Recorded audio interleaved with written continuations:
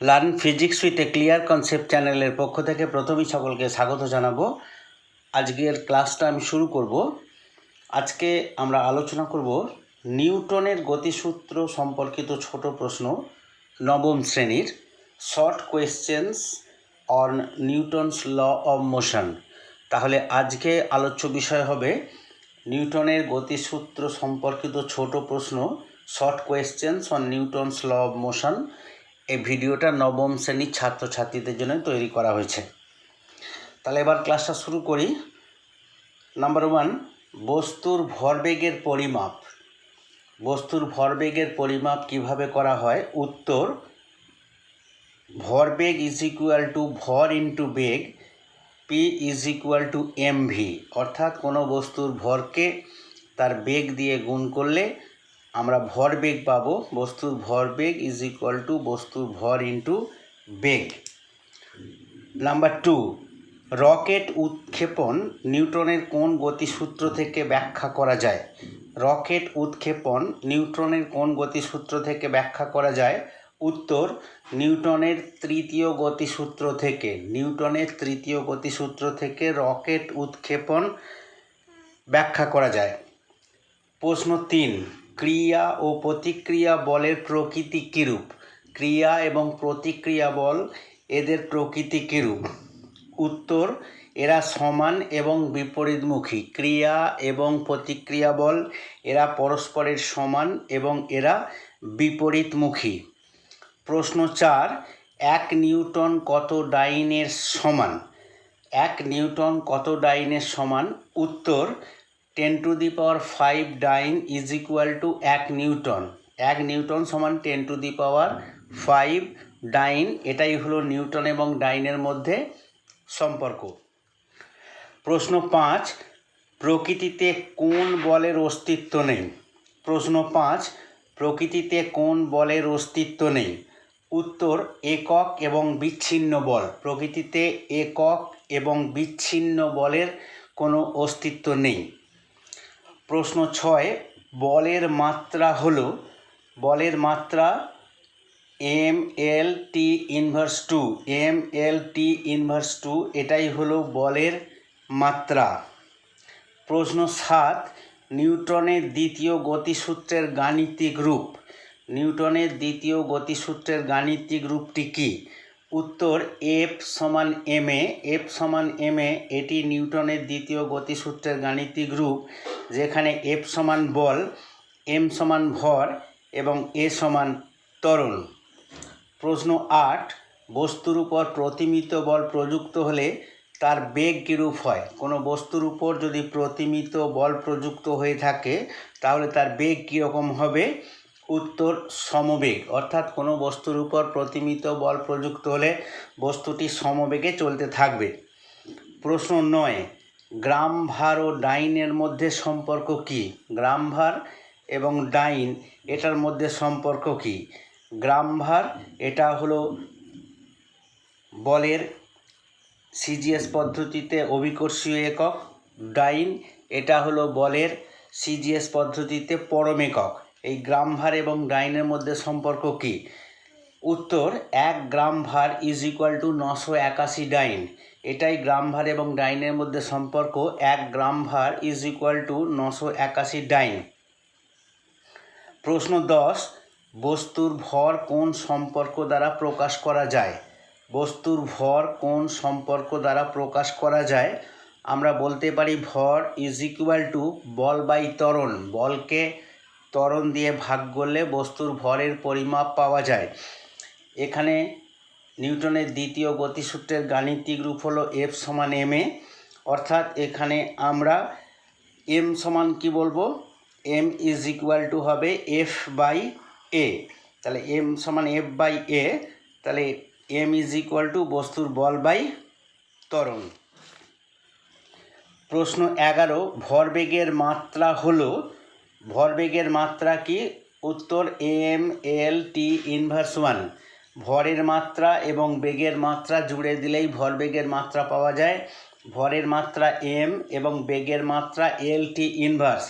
এই দুটোকে জুড়ে দিলে হয় mL/T−1। এটাই হলো ভরবেগের মাত্রা। প্রশ্ন 12, কিরূপ বল প্রযুক্ত হলে কোনো বস্তুর সমান ভরবেগ থাকবে?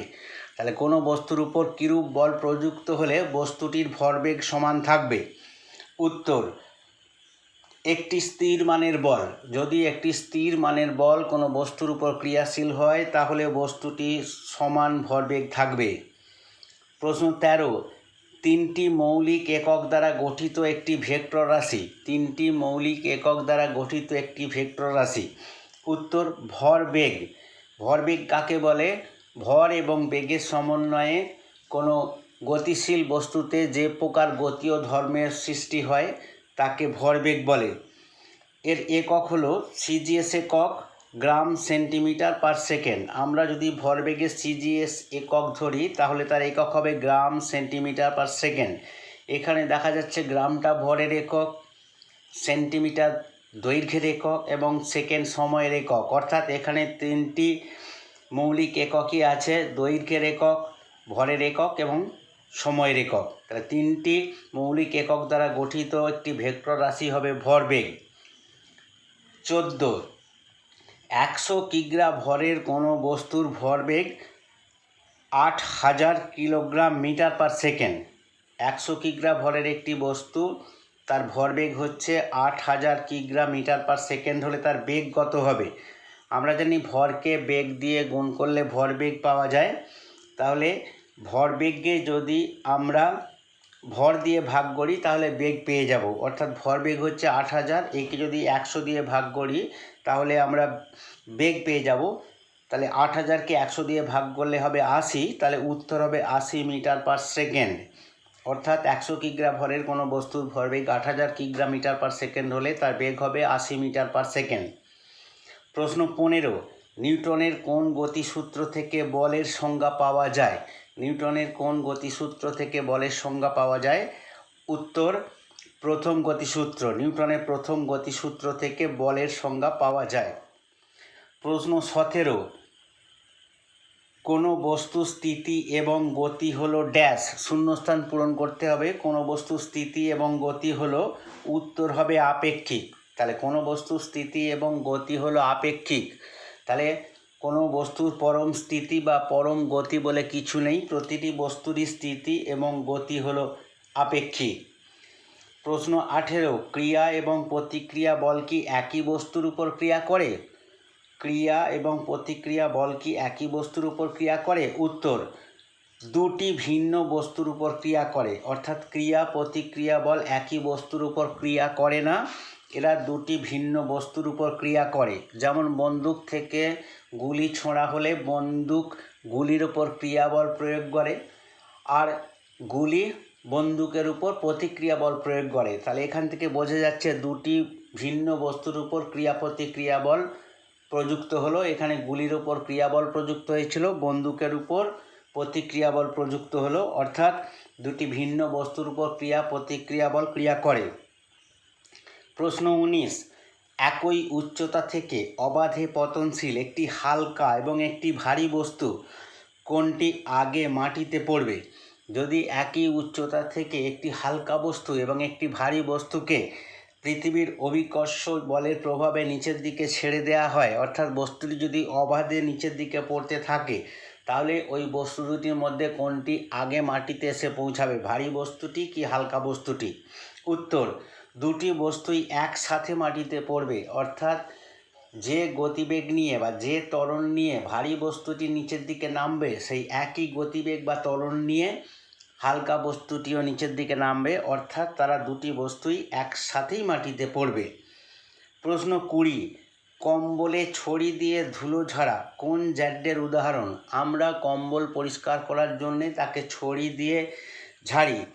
ছড়ি দিয়ে কম্বলের ধুলো ঝাড়া এটা কোন জ্যাডের উদাহরণ? উত্তর, স্থিতিজ্যাডের। তাহলে ছড়ি দিয়ে আমরা যে কম্বলের ধুলো ঝাড়ি এটি একটি স্থিতিজ্যাডের উদাহরণ।